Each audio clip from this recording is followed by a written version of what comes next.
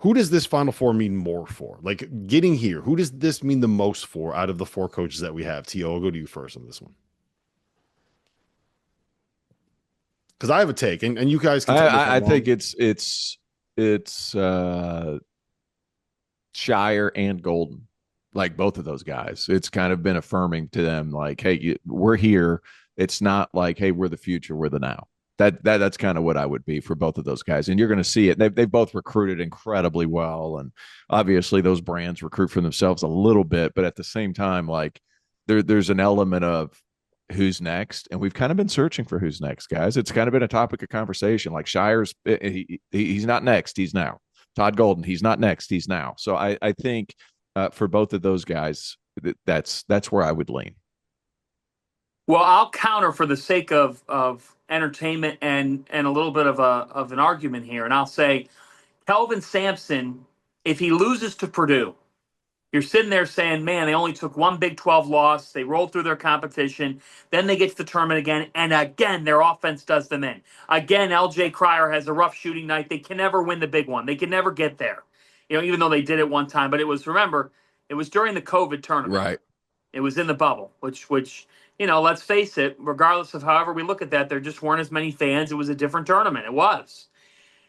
This was huge for him because you're sitting there saying, like, Kelvin, when is he going to get that national championship? This presents as much of a case as any because of the way that they can stick teams into the blender defensively and they just grind you down. They can make it a 1 or 2 possession game late. On the other side, for Bruce Pearl, this is huge. You start the year 27-2. Nobody's talked about last year. What happened last year? Had a heck of a team. One and done. Lose to Yale. All right. Well, Bruce made that Final Four in 2019. But what's going to happen now? Like, are they going to be able to get there? They lost 3 of 4 going in the NCAA tournament. For both these guys, these are two guys that fully cement their legacy if they win a national championship. And you're talking about all the accolades that can come with that, their win count, all that they've accomplished. That's how you get Springfield talk for the Hall of Fame and whatnot. When you've got rings, when you are wearing rings, 2 rings, Baldy. When you've got rings on your finger, then you're going to be able to, to flourish. By the way, I've have it on authority that Dan Hurley will be in San Antonio. Oh, let's go. So he is coming down. Even though I'm get the ready octagon and have him bring in every media member he doesn't like. Bring him in the octagon. I'm ready for that on the Riverwalk. It should. I mean, it's gonna be entertaining here. Yeah, it is. So here's the thing. I think hold on, real quick. A story on right. that. Last time the Final Four was in San Antonio, it was 2:00 in the morning. I was coaching. I'm not going to say who the coach was, but I was walking along the Riverwalk with Goodman and Borzello and Norlander, Parrish, a couple other media members. You might have actually been there, Fant. I don't remember if you were there or not. No, I was only a year out of school. I was not in the crowd yet.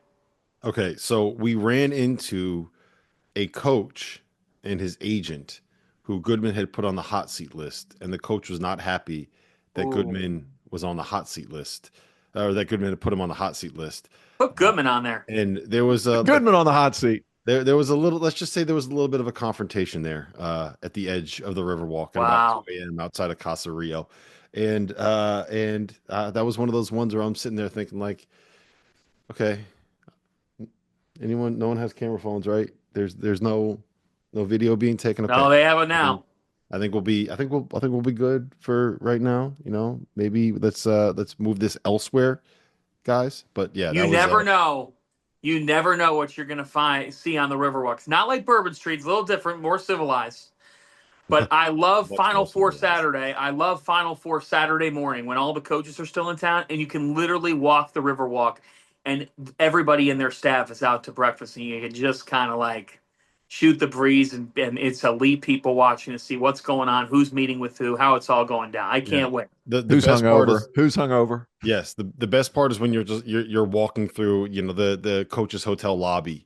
And it's even more to the point at a place like San Antonio where everything is in one spot and you're just like, yep, that's a job interview over there. Yep, that assistant coach right there is probably interviewing for a job with that head coach. Oh, yep, that right over there is a guy trying to work something in the transfer portal. I've seen that NIL agent before. I know why he's talking to that coach over there. It's always fun to to walk through and see who is sitting with who and who is eating with who.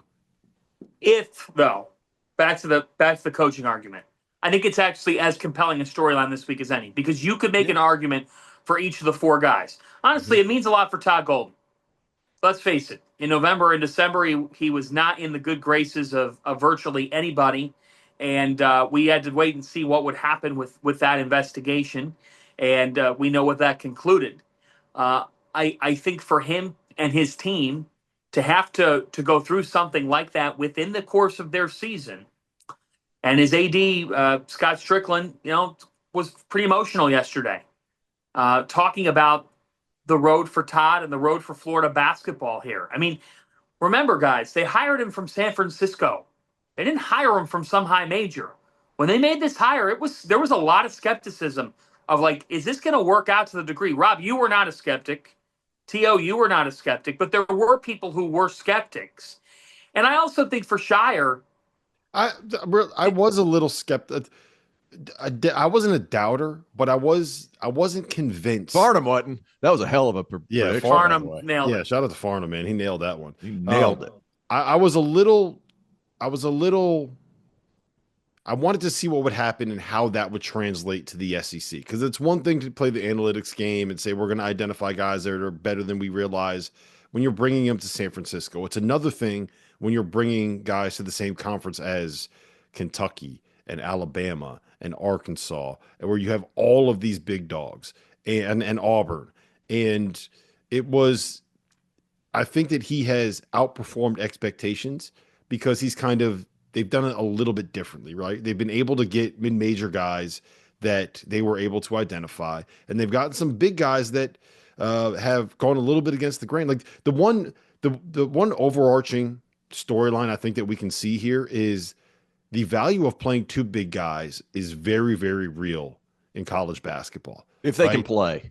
Yes. I think it's space the floor too a little bit. Yeah, they got to be able to play. Like but you got Janai Broom and Dylan Cardwell in one spot. You got Ruben Chinyelu and Alex Condon in another spot. And you got Danny Wolf and Vlad Golden. Danny Wolf and Vlad Golden. You got Jawan Roberts and JoJo Tugler. Javier Francis. Yep. And Javier Francis playing at Houston.